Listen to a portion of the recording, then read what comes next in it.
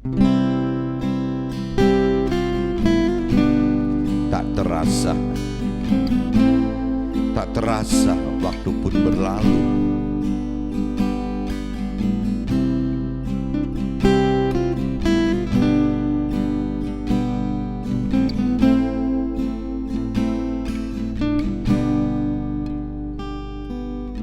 Detik demi detik telah aku lalui, menit pun berlalu dengan cepatnya.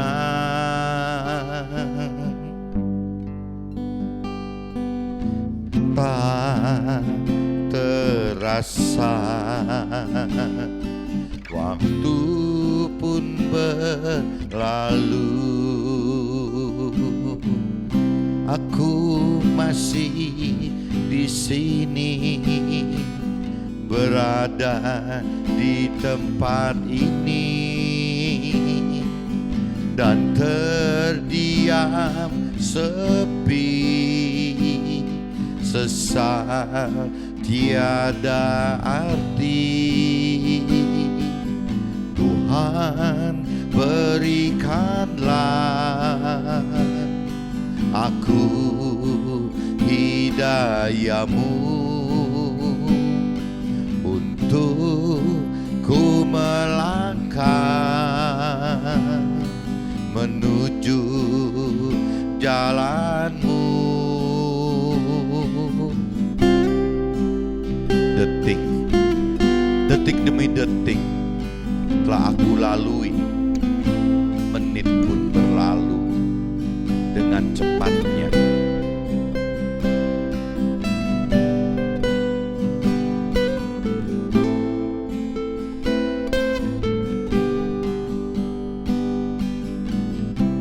Aku masih di sini, berada di tempat ini,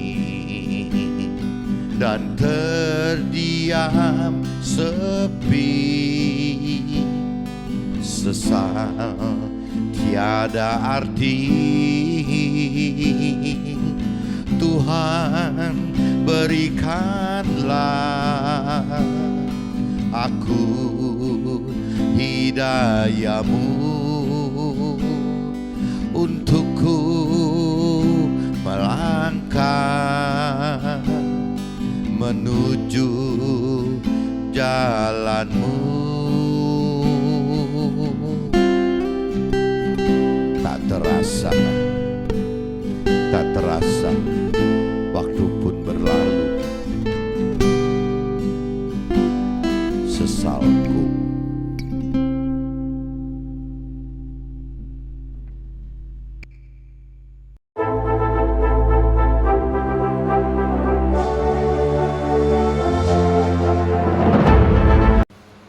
Jumpa kembali di MT Journey Inspiration of Life. Pagi ini saya coba mau sharingkan teman-teman dengan temanya hidup dengan pikiran dan perasaan serta kehendak jiwa Tuhan akan memperoleh nyawa di akhirat.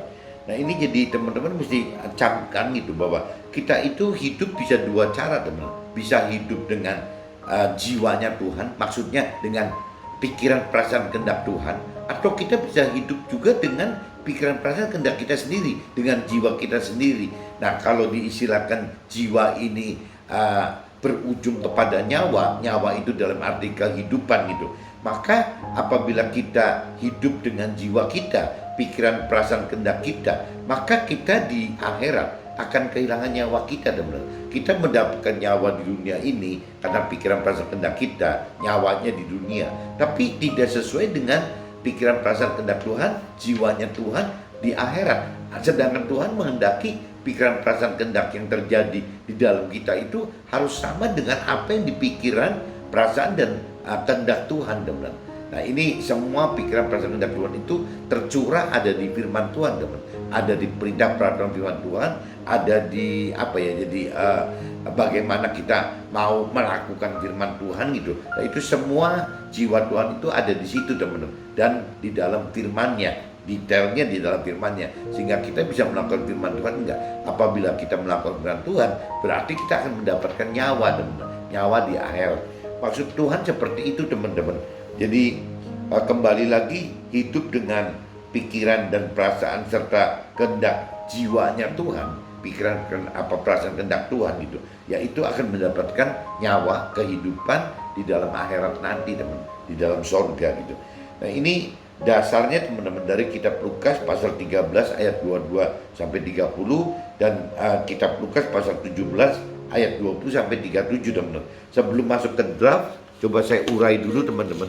Saya bacakan dulu di kitab Lukas pasal 13. Coba teman-teman cari kitab Lukas pasal 13 ayatnya 22 sampai 30 teman-teman. Ayatnya 22 sampai 30. Perikopnya teman-teman judulnya siapa yang diselamatkan.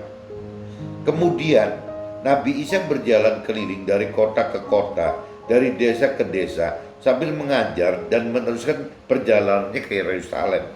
Dan ada seorang yang berkata kepadanya, sedikit sajakah orang yang diselamatkan? Jawab Nabi Isa kepada orang-orang di situ, berjuanglah untuk masuk melalui pintu yang sesak itu, sebab aku berkata kepadamu, banyak orang akan berusaha untuk masuk, tetapi tidak akan dapat.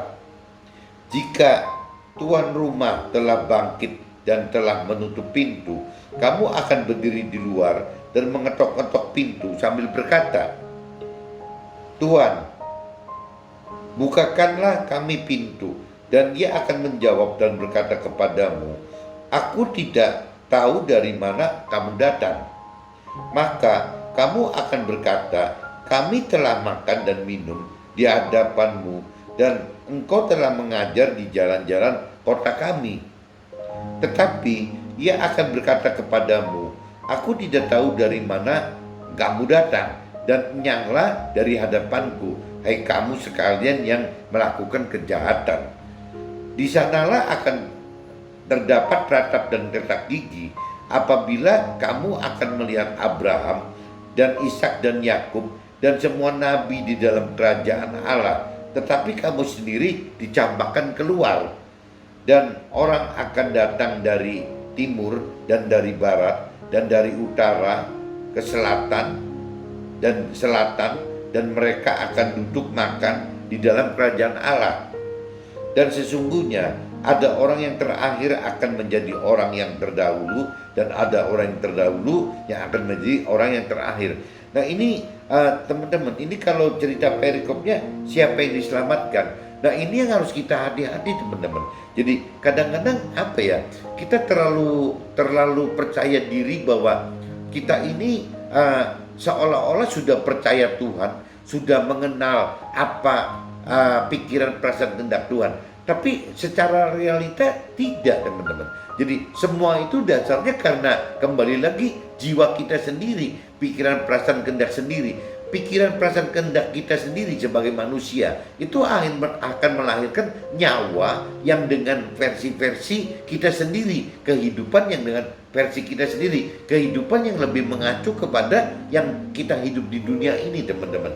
Nah ini yang kadang-kadang Tuhan selalu ingatkan gitu, jangan sampai kita terlalu percaya diri dengan pikiran perasaan kehendak sendiri, dipaksakan seolah-olah jiwa Tuhan, pikiran perasaan kehendak Tuhan itu dipaksakan harus sama dengan jiwanya kita teman-teman, pikiran perasaan kehendak kita sendiri gitu. Jadi di sini yang akan timbulnya begitu teman-teman, yang namanya kita akan mendapatkan nyawa dengan persepsi kita sendiri sebagai manusia, tapi sebaliknya kita akan kehilangan nyawa teman-teman, karena kita tidak hidup dengan pikiran perasaan kehendak Tuhan gitu.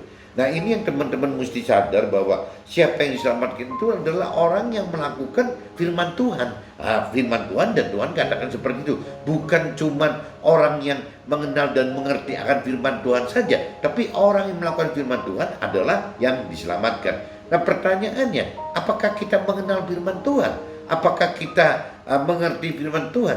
Jangan-jangan kita masih masuk dalam kategori orang yang percaya diri, orang yang punya keyakinan sendiri bahwa kita sudah mengenal Tuhan, kita sudah mengenal firman Tuhan, tapi dari persepsi, pikiran, perasaan, kehendak sendiri aja teman-teman. Nah ini yang konyol gitu. Jadi minimal teman-teman, kita kalau mau mengenal Tuhan, ya harus mengenal firman Tuhan teman-teman. Kalau tidak, ya tidak bisa gitu. Jadi dasarnya itu harus kita mau mengenal firman Tuhan dan tidak berhenti cuma mengenal saja, teman-teman. Kita harus merenungi, ya harus menghidupkan roh Tuhan di dalam kita gitu. Ya sehingga kita bisa mengerti firman Tuhan. Dan waktu kita sudah menghidupkan roh Tuhan di dalam kita sehingga kita mampu mengerti firman Tuhan, tidak hanya sekedar mengenal firman Tuhan, akhirnya kita juga mampu melakukan firman Tuhan karena ada roh Tuhan yang hidup di dalam kita, teman-teman. Roh Tuhan itu adalah yang memberikan pengertian dan memberikan kuasa gitu kepada kita untuk mampu melakukan firman Tuhan. Jadi siapa yang diselamatkan itu adalah orang yang melakukan firman Tuhan, ya orang yang melakukan firman Tuhan, karena orang itu mengenal firman Tuhan dan mampu mengerti firman Tuhan dan mampu melakukan firman Tuhan karena kembali lagi menghidupkan roh Tuhan. Jadi siapa yang selamat pasti orang-orang yang seperti ini, teman-teman. Dasarnya itu harus mengenal firman Tuhan, harus mampu mengerti firman Tuhan, dan harus mampu melakukan firman Tuhan. Jadi jangan sampai cuma di perasaan kita saja, di pikiran kita, di perasaan dan kehendak kita seolah-olah mengenal Tuhan dan firman Tuhan, tapi dalam realitanya tidak. Nah ini yang Tuhan ingatkan kan, bahwa satu saat orang-orang yang terlalu percaya diri ini, orang-orang yang penuh keyakinan diri sendiri ini gitu, nanti ujung-ujungnya ditolak sama Tuhan, tidak bisa diterima oleh Tuhan gitu. Dan Tuhan ingatkan di sini ya secepatnya gitu. Karena apa? Karena sesungguhnya ada orang yang terakhir yang akan menjadi orang yang terdahulu, dan ada orang terdahulu yang akan menjadi orang terakhir. Orang yang terdahulu menjadi terakhir itu karena yang tadi dikatakan, karena orang tersebut terlalu percaya diri, terlalu punya keyakinan bahwa Tuhan itu dibuat seperti pikiran perasaan kehendaknya sendiri aja, teman-teman. Nah akhirnya dihidupi seperti itu, ya seolah-olah ya jadi persepsi kebenaran Tuhan itu ya persepsi kebenaran duniawi, bukan kebenaran akhirat gitu. Dan sasarannya pasti beda, teman-teman. Siapa yang zaman itu adalah orang-orang yang dengan target hidup mendapatkan keselamatan akhirat gitu. Nah tapi kalau orang-orang yang di dunia ini yang lebih memfokuskan diri bagaimana mendapatkan kesusahan duniawi, kebahagiaan duniawi, atau pemenuhan hal-hal duniawi saja, ya berarti orang ini akan tertinggal di dunia, teman-teman. Bahkan Tuhan katakan, ingatkan di banyak firman gitu, bahwa hal-hal yang duniawi itu justru bagaimana itu hal-hal tersebut akan memerangkap kita, teman, tidak melepaskan kita dibuat tidak bisa meninggalkan hal duniawi untuk bisa masuk ke dalam perintah peraturan Tuhan berikutnya, bahwa kita ini mesti persiapkan hidup ya untuk sampai ke mendapatkan keselamatan akhirat, teman-teman. Itu pengertian di kitab Lukas pasal 13 ayat 23 sampai 30 seperti ini, teman-teman. Coba sebelum masuk ke draft saya lanjut lagi ke kitab Lukas, teman-teman. Kitab Lukas cuman bedanya beda pasal aja, teman-teman. Coba kita cari pasal 17, teman-teman. Pasal 17 ayatnya 20 sampai 37, teman-teman. Nah ini perikopnya, teman-teman, judulnya kedatangan kerajaan Allah gitu. Ini judulnya itu. Atas pertanyaan orang-orang Farisi, apabila kerajaan Allah akan datang, Nabi Isa menjawab, katanya, kerajaan Allah datang tanpa tanda-tanda lahiriah. Nah ini teman-teman mesti ingat loh, bahwa kerajaan datang, atau mungkin bisa diartikan juga kematian kita, teman-teman. Kematian kita ini datang tanpa tanda-tanda lahiriah gitu. Tahu-tahu mati aja, tahu-tahu Tuhan datang aja gitu. Nah, juga orang tidak dapat mengatakan, lihat, ia ada di sini atau ia ada di sana, sebab sesungguhnya kerajaan Allah ada di antara kamu.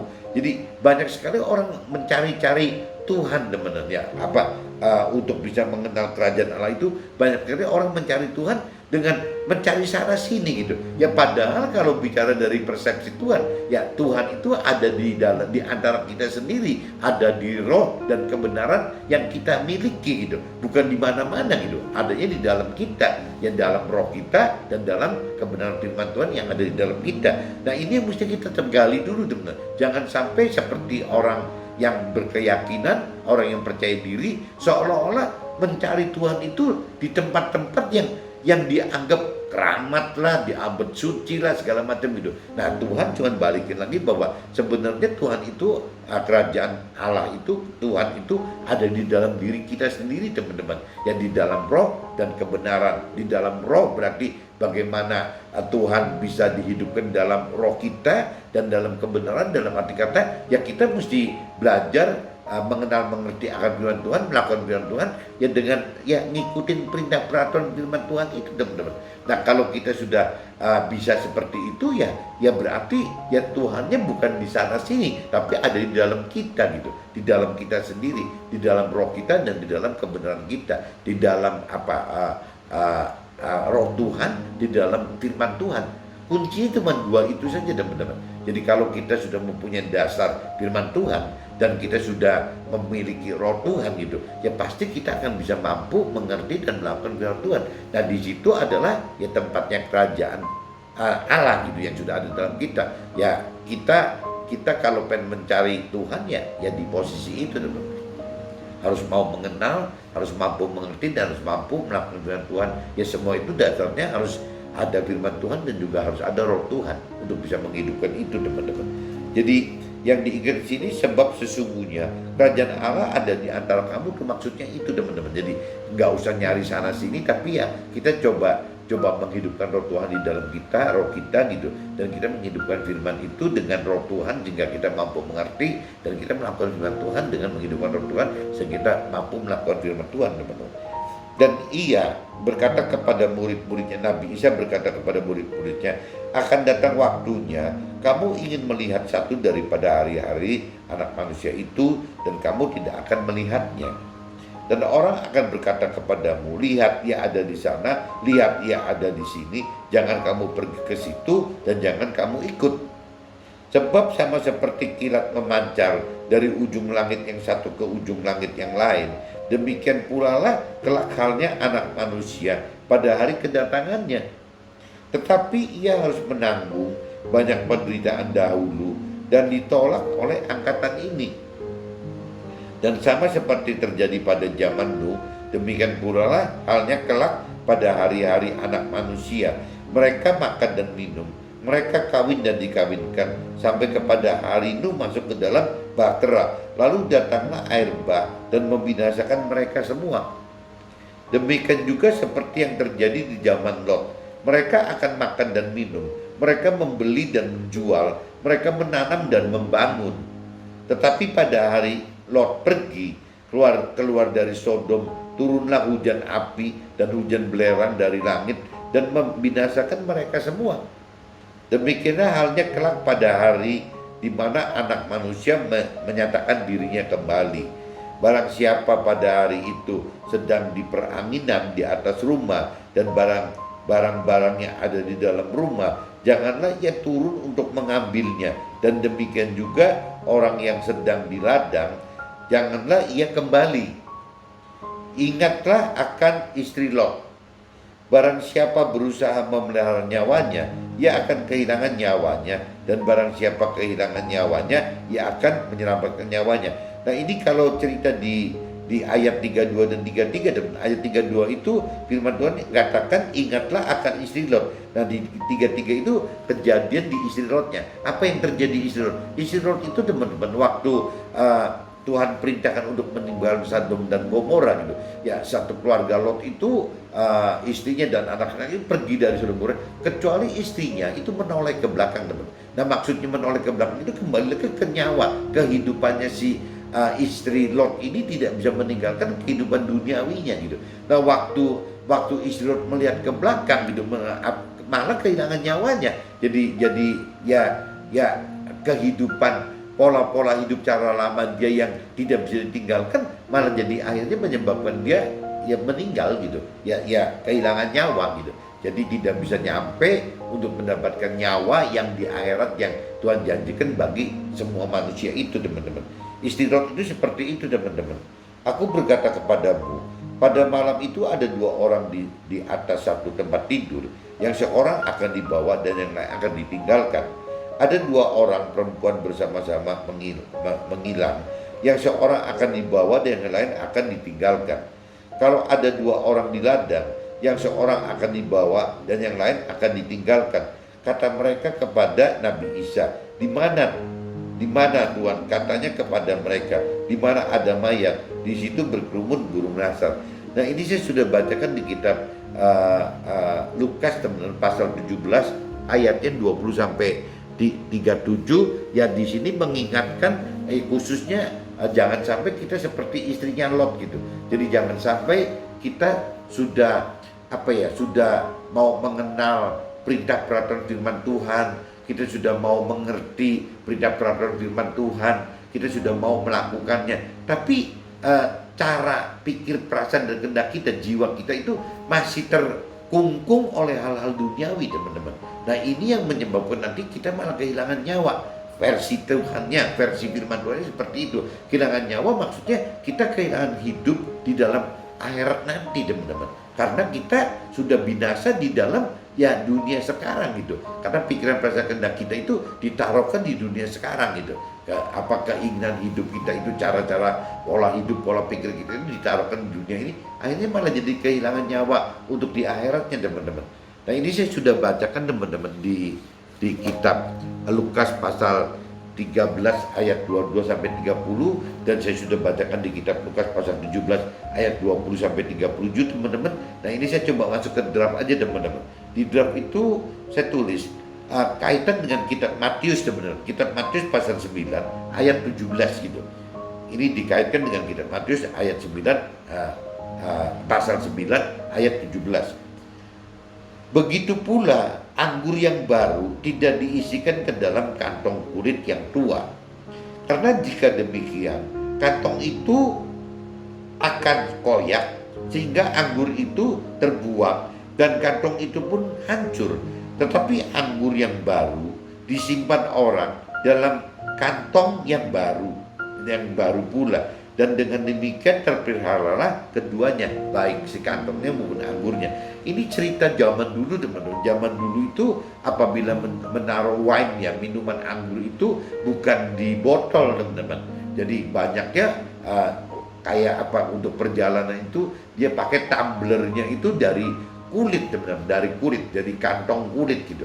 Nah kantong kulit itu firman Tuhan di kitab Matius 9 ayat 17 diingatkan bahwa kalau seandainya kantong kulit itu sudah tua gitu, tapi mendadak diisi anggur yang baru, maka anggur yang baru itu yang akan merobek kantong kulit tadi teman-teman, akan menjadi robek dan anggurnya kebuang gitu. Nah ini mungkin kalau teman-teman nggak bisa ngebayangin kantong kulit gitu ya. Ya ada firman sebelumnya di ayat 16-nya kalau nggak salah gitu. Ya cerita nambal baju teman-teman. Jadi apabila baju kita robek gitu, baju tua kita, baju lama kita robek, kita ambil kain teman-teman yang belum pernah dipakai, nggak pernah dicuci, nggak pernah kena panas gitu. Nah kita cuma motong kain, dipotong dan dijahitkan ke dalam baju lama kita. Itu nanti akhirnya teman-teman antara pemuaian dan penyusutan kain baju lama dengan pemuaian dan penyusutan kain yang baru tadi ini tidak berjalan sejalan teman-teman. Akhirnya nanti yang baru, kain yang baru itu akan merobek justru baju yang lama yang ditambal itu teman-teman. Jadi ini kenapa begitu? Karena mengembang dan menyusutnya si kain yang masih baru ini masih terjadi teman-teman. Nah ini yang bisa merobek kain lama kita yang sudah tidak bisa memuai dan menyusut terlalu banyak gitu. Jadi prosentasi memuai dan menyusut untuk kain yang baru itu jauh lebih banyak daripada kain lama untuk menyusut dan memuainya gitu. Jadi ini ya Tuhan ingatkan tidak bisa. Jadi kalau untuk nambal baju yang lama ya kita mesti nyari kain yang lama teman-teman, supaya pemuaian dan penyusutnya itu minimal dekat-dekat hampir sama sehingga tidak menyobek baju lama kita. Begitupun kantong kirbat yang untuk tempat minum itu teman-teman. Jadi kalau kita mau nyimpen anggur yang baru ya kita mesti wadahnya baru teman-teman. Nggak bisa anggur baru itu dimasukkan ke dalam wadah yang lama gitu. Ya pasti robek dan anggurnya kebuang gitu. Nah itu kan cerita kalau ibarat anggur dengan kantong kulit itu gitu. Ibarat kita teman-teman, kita yang tadinya dengan tidak mengenal firman Tuhan, hidup tidak dengan mampu mengerti firman Tuhan, hidup dengan tidak mampu melakukan firman Tuhan gitu, yang seperti kita yang dulu gitu. Berarti kita hidup dengan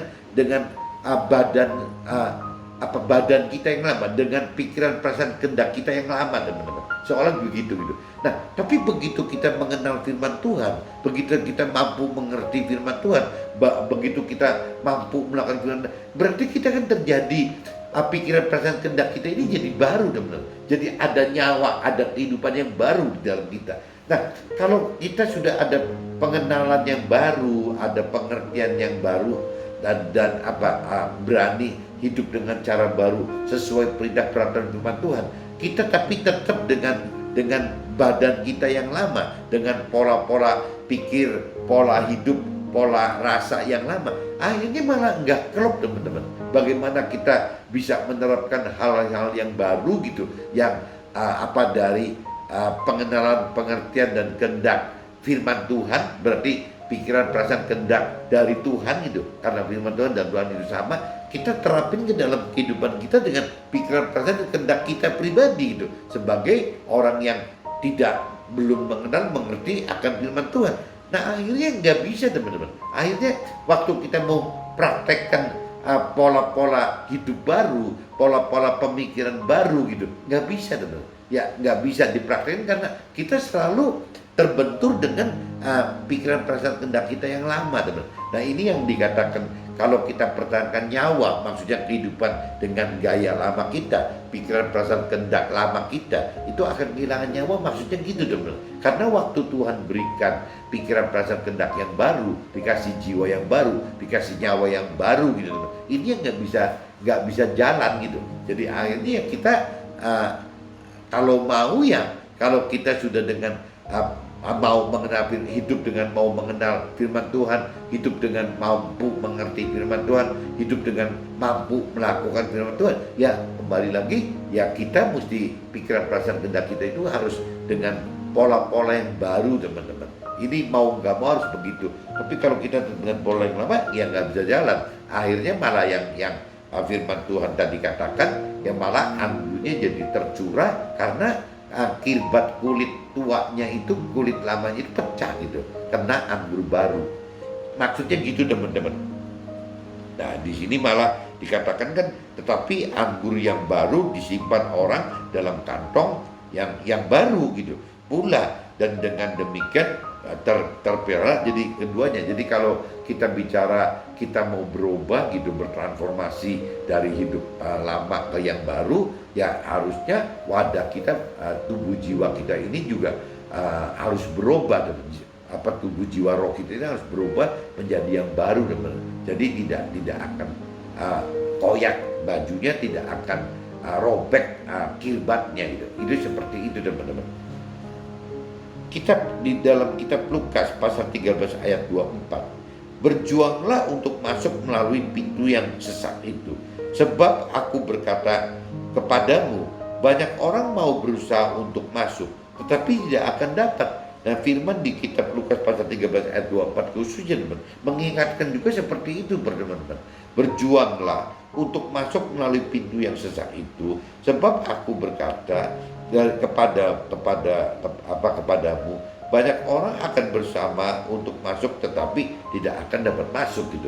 Nah, ini di kitab Lukas pasal 13 ini menceritakan bahwa ikut Tuhan untuk mendapatkan keselamatan dari Tuhan itu, keselamatan akhirat itu tidak mudah, teman-teman, tidak mudah gitu. Jadi memang butuh ya seperti apa ya, banyak cerita ulat transformasi menjadi kupu-kupu gitu. Ya itu banyak sekali ya cerita seperti itu. Kalau tadi diceritakan tempat anggur, air anggur gitu dengan kirbat kantong kulit itu, atau baju dengan penambalnya kain baru dengan kain baju lama gitu. Dan juga ada cerita juga urat jadi kupu-kupu, teman-teman. Ya ini mungkin lebih jelas enggak. Jadi kalau cerita di perumpamaan ulat kupu-kupu kan kita bisa melihat lebih nyata, teman-teman, bahwa ulat itu pasti makannya daun, teman-teman. Ya nggak mungkin gitu. Kalau kepompong itu ya tidak makan apa-apa dan dia dalam kondisi berdiam diri gitu. Nah, tapi setelah berdiam diri dari kepompong itu menjadi kupu-kupu, begitulah yang jadi kupu-kupu. Kupu-kupu ini sudah tidak suka daun lagi, teman-teman. Ya, kupu-kupu itu sudah tidak mencari daun, malah mencari bunga, yang ngambil sari madunya bunga gitu. Jadi beda sekali makanannya ulat dan kupu-kupu. Padahal ceritanya kan wujud hewannya satu kan, bendanya satu gitu. Jadi waktu jadi ulat, hewan ulat menjadi serangga ya, ulat gitu. Nah yang satunya lagi menjadi serangga kupu-kupu. Itu kan satu. Jadi sama aja tadi kita cerita ya, kalau kita ini wadahnya kan nggak bisa berubah, teman. Bajunya tetap baju lama kita. Nah tinggal pertanyaannya, kalau kita mau istilahnya kita diberikan sesuatu yang baru yang dari Tuhan gitu, yang baik itu firman Tuhannya, pengenalan firman Tuhan, pengertian firman Tuhan, dan melakukan firman Tuhan yang baru gitu.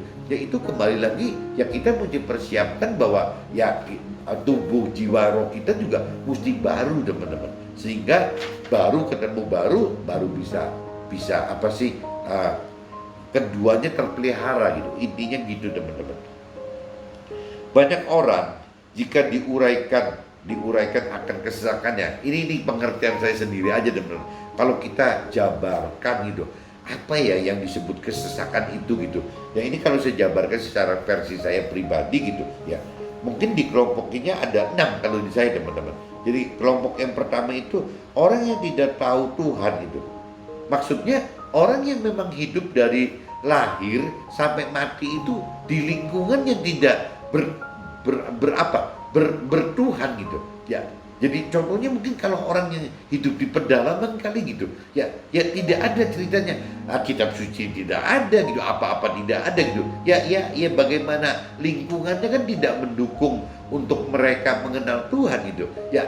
Banyak mungkin di pedalaman jangankan di Indonesia juga masih ada, teman, pedalaman di Indonesia, hutan-hutan Indonesia itu mungkin masih ada yang tidak mengenal Tuhan Allah. Mereka lebih mengenal jadi adat istiadatnya, tradisinya, tata krama yang di dalam pedalaman itu, teman. Sehingga ya orang-orang tersebut seolah-olah ya tidak tahu akan Tuhan gitu ya. Dia tahunya ya ada istiadat tradisi yang sudah dilakukan oleh mereka ya seperti itu. Nah orang-orang yang tipe seperti ini, teman, inilah orang-orang yang mungkin akan dihakimi oleh Tuhan dalam bentuk bukan karena firman Tuhan, tapi dihakimi, dihukum ya secara perbuatan mereka gitu, teman-teman. Bukan dengan parameternya kita yang ada firman Tuhannya gitu. Jadi ya beda, teman. Itu yang pertama, yang paling ekstrim itu begitu, teman. Orang-orang yang memang lingkungannya tidak bertuhan gitu, sehingga mereka tidak mengenal Tuhan, tidak mengerti Tuhan, dan tidak melakukan perintah-perintah firman Tuhan gitu.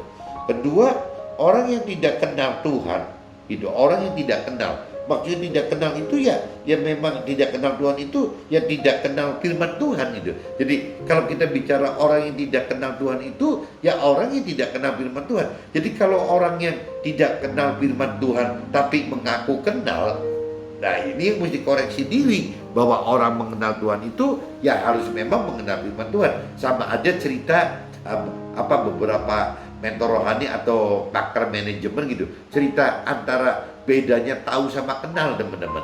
Yang misalnya Presiden Amerika misalnya Joe Biden yang sekarang tahun 2021 gitu. Nah, apakah kita tahu atau kenal? Ya kalau saya tahu gitu, ya karena memang di televisi ditayangkan bahwa Donald Trump kalah sama Joe Biden gitu. Jadi akhirnya Presiden Amerika sekarang Joe Biden. Saya tahu gitu. Tapi banyak orang yang mengatakan saya kenal gitu. Padahal nontonnya sama-sama di TV-nya, teman-teman. Nah, pengertian tahu dan kenal ini kan mesti beda. Yang namanya tahu itu ya mungkin sebatas nonton di TV, kita bisa ngomong, oh iya itu Joe Biden loh, kita tahu gitu. Tapi kalau bicara kenal itu ya harus benar-benar kita pernah ketemu muka minimal itu, kita pernah ngobrol, ya kita pernah deket sama Joe Biden-nya, kita pernah deket dengan keluarga Joe Biden-nya, itu baru kenal, teman. Jadi level tahu dan kenal itu beda, teman. Nah ini sama, teman. Jadi banyak orang dunia yang hanya tahu tentang Tuhan tahu bahwa ada firman Tuhan, cuma sebatas tahu, teman. Cuman mereka mengaku dengan percaya diri, dengan keyakinan bahwa mereka seolah sudah mengenal itu, sudah mengenal firman Tuhan, sudah mengenal Tuhan itu. Nah, pertanyaannya kembali lagi, teman, kalau tidak pernah membaca firman Tuhan, bagaimana mau mengatakan bahwa mereka sudah kenal firman Tuhan? Ya, kalau tidak pernah hidup bersama dengan Tuhan melalui Roh Tuhan, bagaimana mereka sudah bisa katakan bahwa mereka kenal pribadi Tuhan gitu? Ya nggak bisa, mungkin cuma tahu saja, teman. Nah, ini makna tidak kenal itu seperti itu, teman. Jadi pengen diakuin atau tidak, orang yang tidak mengenal firman Tuhan, tidak mengerti bahwa Roh Tuhan itu ada gitu. Ya rasanya ya kategori orang tersebut ya orang tidak mengenal Tuhan. Mungkin kategorinya orang yang cuma tahu Tuhan gitu. Tahu Tuhan adalah bahwa dia pernah dengar, dia pernah banyak cerita ya bahwa yang namanya Tuhan itu ada, sebatas tahu saja, tidak karena kenal, teman. Firman Tuhan itu ada di mana? Ada di kitab suci. Kalau cerita di Nasrania berarti ada di Alkitab. Kalau di Muslimnya berarti ada di Al-Quran. Cuma tahu sebatas itu, teman-teman. Tapi membaca juga tidak pernah gitu. Bagaimana mau mengerti firman Tuhan, bagaimana menggunakan firman Tuhan gitu. Karena membaca pun tidak pernah gitu. Nah, ini yang dimaksud orang yang tidak kenal itu seperti itu, teman-teman. Versi saya gitu. Nah, ada yang ketiga, teman-teman. Orang yang berkeyakinan. Nah, orang yang berkeyakinan ini tadi, orang yang merasa kenal tanpa firman gitu. Jadi tidak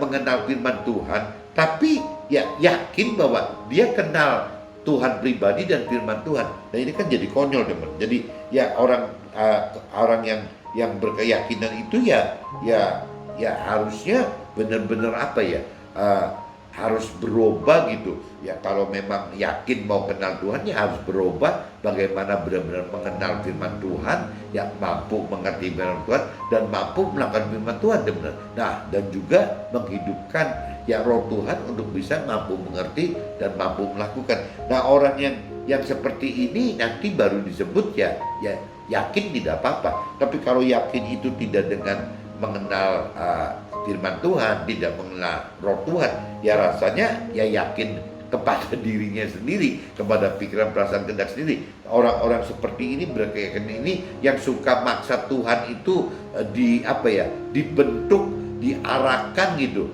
ya dipaksa harus bisa sesuai pikiran, perasaan, kehendak sendiri aja, teman. Ini orang keyakinan malah paling ngawur kali, teman. Takutnya justru orang yang berkeyakinan itu seolah sudah kenal Tuhan, sudah kenal firman Tuhan, tapi bisa masuk ke neraka gitu, karena tidak melakukan sama sekali firman Tuhan.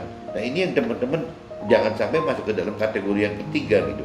Nah, kalau yang keempatnya orang yang tidak mengerti firman Tuhan. Jadi banyak teman-teman orang yang sudah mau mengenal firman Tuhan dengan mulai membaca firman Tuhan, tapi tidak punya kemampuan untuk mengerti, teman-teman. Jadi firman Tuhan itu dipaksakan, dia mengenal firman Tuhan, dia membaca firman Tuhan, tapi pengertian firman Tuhannya dipaksa sesuai dengan pikiran, perasaan, dan kehendaknya si orang ini sendiri, teman-teman. Dipaksa untuk ke situ gitu. Ya, nah ini yang akhirnya orang yang mengenal firman Tuhan tapi tidak mampu mengerti firman Tuhan karena tidak bisa ya menghidupkan Roh Tuhan untuk minta mampu mengerti firman Tuhan dari pikiran, perasaan, kehendaknya Tuhan, teman-teman. Jadi kalau orang-orang yang tidak mengerti firman Tuhan itu adalah orang yang tidak dapat mengerti firman dari pikiran, perasaan, kehendaknya jiwa Tuhan, teman. Jadi orang yang tidak mengerti firman itu adalah orang yang memaksakan diri, pengertian akan firman itu dipaksakan dari jiwa, pikiran, perasaan manusianya sendiri. Jadi bedanya di situ, teman-teman. Jadi ini lebih bagus daripada orang yang berkeyakinan. Kalau orang berkeyakinan kan tadi mengenal juga tidak gitu. Tapi kalau orang yang tidak mengerti firman Tuhan itu maksudnya mengenal firman Tuhan tapi tidak mengerti, teman-teman. Nah, terus ada lagi orang yang tidak lakukan firman Tuhan. Orang yang tidak lakukan firman Tuhan itu adalah orang yang sudah mengenal firman Tuhan, bahkan sudah mengerti gitu, mampu mengerti firman Tuhan, tapi tidak berani, teman-teman. Tidak berani melakukan firman Tuhan. Ada yang seperti itu? Ada, teman, banyak gitu. Ya ini kembali lagi cerita anggur tadi, ya orang-orang yang sudah mengenal dan mengerti akan firman Tuhan, tetapi parameter hidupnya masih dengan parameter mengandalkan pikiran perasaan kehendaknya sendiri. Akhirnya tidak berani melakukan firman Tuhan, teman-teman. Nah ini yang jadi sayang kan di situnya, teman-teman. Jadi sudah mengenal, sudah mengerti, tapi tidak berani melakukan firman Tuhan, yaitu karena tidak menghidupkan roh Tuhan saat mau melakukan firman Tuhan, teman-teman. Jadi kalau untuk mau mengerti, mampu mengerti saja sudah menghidupkan roh Tuhan, teman-teman. Apalagi kalau melakukan firman Tuhan, ya harus bisa mampu menghidupkan roh Tuhan, baru akan mampu melakukan firman Tuhan, teman-teman. Jadi yang orang yang tidak lakukan firman itu ya maksudnya seperti itu, teman-teman. Bisa mengenal, bisa mampu mengerti, tapi tidak melakukan karena tidak ada keberanian melakukan firman Tuhan, karena tidak berani berubah gitu. Ya karena kembali lagi roh Tuhan tidak dihidupkan, sehingga yang timbul itu hanya nyawa jiwanya sendiri aja, pikiran perasaan kehendaknya manusia itu sendiri. Tidak, akhirnya ujungnya tidak berani melakukan firman Tuhan, teman. Nah yang terakhir, teman, yang keenam, orang yang tidak lakukan firman ya karena kurang iman, teman. Jadi kembali lagi, jadi orang sudah mengenal firman Tuhan, orang sudah mampu mengerti firman Tuhan, dan orang yang mau gitu, mau melakukan firman Tuhan tapi tidak mampu, teman. Nah karena apa? Karena imannya tidak ngedukung, teman. Ya imannya itu tidak menguatkan untuk bisa berubah gitu, menjadi hidup yang baru ya dengan pengertian yang baru. Jadi kembali lagi ya butuh kemampuan untuk melakukan firman Tuhan dengan cara menghidupkan roh Tuhan. Tanpa bisa menghidupkan roh Tuhan rasanya susah, teman, untuk bisa melakukan firman Tuhan gitu. Nah di kitab Lukas, teman-teman, pasal 17 ayat 20 sampai 21, teman-teman. Saya bacakan yang ayat 20-nya. Kerajaan Allah datang tanpa tanda-tanda lahiriah. Ini teman-teman mesti ingetin tuh. Kerajaan Allah itu datang tanpa tanda-tanda lahiriah. Begitu tanda kerajaan Allah datang itu kan bisa dua cara, teman-teman. Benar-benar firman Tuhan katakan bahwa Tuhan akan datang kedua kalinya menjemput kita. Bisa juga kita keburu mati, keburu meninggal dulu, teman-teman. Nah ini maksudnya pengen nanti Tuhan yang menjemput kita atau kita yang sudah keburu meninggal dulu. Itu tidak bisa ada tanda-tanda lahiriah, teman-teman. Gak bisa pakai parameter kalau orang umurnya lebih tua berarti lebih cepat mati daripada orang yang lebih muda. Belum tentu, teman-teman. Ya bisa juga yang lebih muda lebih duluan mati daripada meninggal daripada yang lebih tua gitu. Nah ini yang mesti dipikirkan. Ini kalau saya lihat seperti ibu saya itu umur 90, teman-teman. Masih sehat sekali, makan juga masih nggak kalah sama anak muda gitu. Olahraga juga masih olahraga. Padahal usianya udah 90, teman-teman. Tapi kalau saya lihat, kalau saya banding dengan jadi dengan teman-temannya gitu, ya dengan bahkan keluarganya, banyak yang sudah lebih meninggal duluan, teman. Padahal misalnya kalau si ibu saya umur 90, yang meninggal itu misalnya waktu itu umur masih lebih muda gitu, beda 10 tahun, 20 tahun, 30 tahun, 40 tahun. Tapi ternyata ya banyak yang udah meninggal duluan tuh, teman-teman. Jadi ukuran umur itu kan nggak bisa jadi parameter, teman-teman. Bahwa kalau tua itu meninggal duluan, kalau muda itu meninggalnya nanti, belum tentu loh. Nah ini mungkin salah satu tanda-tanda lahiriah itu seperti itu, teman-teman. Nggak bisa juga dikatakan bahwa waduh orang ini hebat loh, sudah mengenal dan mampu mengerti firman Tuhan, bahkan mampu melakukan firman. Itu pun ukurannya belum tentu, teman-teman. Nanti waktu terakhir, waktu meninggal, itu dia bisa tetap seperti itu nggak? Konsisten begitu nggak? Kalau waktu meninggal dia dunia, dia berubah, ya tetap aja, teman-teman. Nah ini jadi nggak bisa ditebak sekarang bahwa, waduh orang ini kayaknya banyak masuk surganya, kalau dibandingkan tidak masuk surga. Itu kembali lagi belum tentu, teman-teman. Nah ini firman katakan di ayat 20 itu ya, kerajaan Allah datang tanpa tanda-tanda lahiriah seperti itu, teman-teman. Dan kalau di ayat 21-nya juga orang tidak dapat mengatakan, lihat ia ada di sini dan ia ada di sana, sebab sesungguhnya kerajaan Allah ada di antara kamu. Nah juga sama, ada orang yang bagaimana untuk bisa masuk surga itu seolah-olah waduh harus misalnya berangkat ke Yerusalem dulu, harus ini, harus itu, harus berdoa di mana. Itu rasanya itu juga salah lagi, teman-teman. Ya, firman ingatkan sesungguhnya kerajaan Allah itu ada di antara kita sendiri. Nah, ada firman lain katakan bahwa menyembah, mengandalkan Tuhan Allah itu harus dalam roh dan kebenaran. Yang berarti bagaimana caranya kita sendiri, bukan di tempat yang lain gitu. Di dalam kita sendiri, ya kita harus bisa menghidupkan roh Tuhan di dalam roh kita, dan juga harus bisa menghidupkan firman Tuhan di dalam kita, teman-teman. Nah, kalau kita sudah bisa menghidupkan firman Tuhan dan menghidupkan roh Tuhan di dalam kita, ya rasanya ya itu yang dikatakan kerajaan Allah itu ada di antara kita sendiri. Maksudnya itu, teman-teman. Nah, ini kalau dilanjut lagi, kerajaan Allah ada di antara kita yang mau dan mampu hidup melakukan firman Tuhan, seperti yang dilakukan oleh Nabi Isa sebagai sulung di antara kita semua gitu, teman-teman. Walaupun waktu melakukan firman Tuhan, teman-teman, harus menanggung banyak penderitaan dan ditolak oleh orang-orang dan lingkungan dunianya, teman-teman. Jadi waktu kita melakukan firman Tuhan, seperti contohnya Nabi Isa sebagai sulung kita yang mendahului berani melakukan firman Tuhan, ya ternyata kan prakteknya gitu, teman.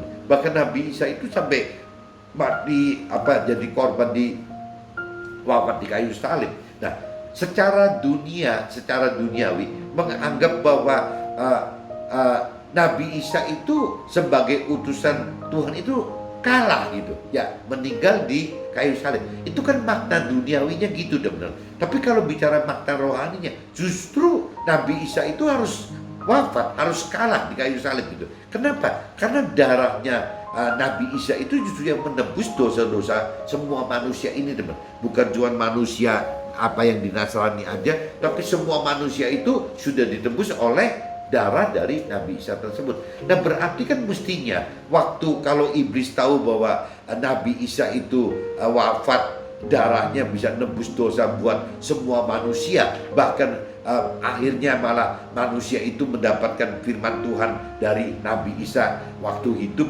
ditambah Nabi Isa usul memberikan roh kudus, roh Tuhan, roh kebenaran, nur dari Tuhan Allah kepada semua kita manusia itu. Akhirnya iblis harusnya kan dirugikan, teman-teman. Jadi iblis itu, tapi kan iblis nggak ngerti gitu. Ya secara duniawi iblis nggak bisa ngebaca apa yang secara rohani Tuhan inginkan. Ya kembali lagi, Tuhan inginkan Nabi Isa itu harus wafat di kayu salib karena butuh darahnya untuk menebus dosa-dosa kita semua. Nah, itu yang terjadi seperti itu. Jadi seperti kalah, teman-teman, seperti kalah Nabi Isanya. Tapi sebenarnya secara rohani malah harus begitu supaya bisa menang gitu, teman. Nah, maksudnya gitu. Nah, untuk melakukan waktu seperti Nabi Isa itu ya firman Tuhan itu banyak yang nyeleneh daripada duniawi, sehingga banyak sekali hal-hal duniawi yang menentang, timbulnya yaitu penderitaan dan juga penolakan, teman-teman, oleh manusianya maupun oleh lingkungan duniawinya tadi gitu.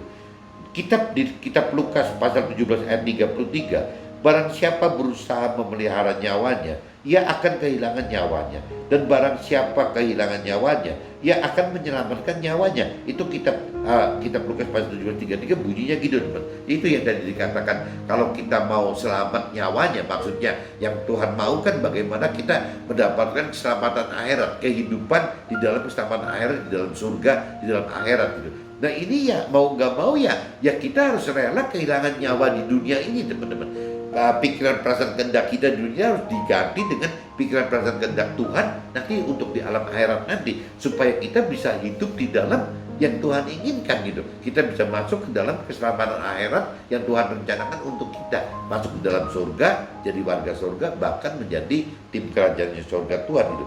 Jadi ya itu, kalau kita pertahanan nyawa kita, maksud kita nggak mau rubah gaya, tetap dengan gaya-gaya yang duniawi gitu ya, dengan target sukses duniawi, bahagia duniawi, pemenuhan nafsu-nafsu duniawi gitu. Ya itu akan kita malah kalau pertahankan seperti ini kayak istri Lot tadi, ya kita akan kehilangan nyawa. Tuhan maksud begitu. Nah, kita harus berani melepaskan ini dari ikatan ini, dari cengkraman ini, untuk bisa masuk ke dalam yang target keselamatan akhirat yang Tuhan rencanakan untuk rancang dan kehendaki untuk kita semua, teman-teman. Nah, ini yang yang pertahankan nyawa di dunia dengan pikiran dan perasaan serta kehendak jiwa sendiri yang tidak sesuai dengan jiwa Tuhan, maka akan kehilangan nyawa di akhirat. Tadi sudah dijelaskan, jadi intinya gitu teman-teman. Jadi nyawa itu kan kalau kita kehidupan, hidup gitu, nyawa itu hidup. Jadi kalau kita pertahankan nyawa kita, kehidupan kita dengan jiwa kita, pikiran, perasaan, kehendak kita, ada kemungkinan kita malah kehilangan nyawa yang nanti di akhirat teman-teman. Jadi akhirnya kita malah binasa di dunia ini gitu. Nah, yang Tuhan mau itu bagaimana caranya kita mendapatkan nyawa di akhirat, kehidupan di akhirat. Nah, caranya bagaimana? Ya harus menggunakan pikiran, perasaan, kehendaknya Tuhan, teman-teman. Sehingga kita bisa hidup di akhirat seperti ya targetnya Tuhan ya, untuk mencapai keselamatan akhirat dan damai sejahtera di dalam akhirat itu. Bukan seperti targetnya manusia ya, kesuksesan duniawi, kebahagiaan duniawi, dan pemenuhan hal-hal duniawi. Kalau di akhirat beda teman. Bagaimana targetnya zaman akhirat dengan damai sejahtera di akhirat, dan targetnya untuk menjadi warga sorga atau tim kerajaan sorganya Tuhan di dalam akhirat nanti, di dalam sorga itu teman-teman. Mudah-mudahan teman-teman dengan penjelasan pagi ini teman-teman bisa mengerti maksud hidup dengan pikiran dan perasaan serta kehendak jiwa Tuhan gitu ya, agar memperoleh nyawa di akhirat ya, memperoleh keselamatan akhirat, mendapatkan damai sejahtera yang kekal di akhirat, dan menjadi warga sorga, bahkan tim kerajaannya Tuhan di dalam sorga. Intinya itu teman-teman, daripada kita cuma mendapatkan sukses duniawi yang tidak kekal, yang fana itu, kita hanya mendapatkan kebahagiaan duniawi yang fana tidak kekal itu, dan kita hanya mendapatkan hal-hal duniawi yang fana dan tidak kekal itu teman. Jadi semua yang di dunia ini Tuhan anggap, firman Tuhan anggap ya semua itu akan binasa gitu, karena memang fana. Nah, kita mesti coba uber yang Tuhan janjikan, rancangkan, kehendaki untuk kita bisa mendapat keselamatan akhirat, damai sejahtera di akhirat, dan menjadi warga surga dan timnya kerajaan Tuhan di dalam surga.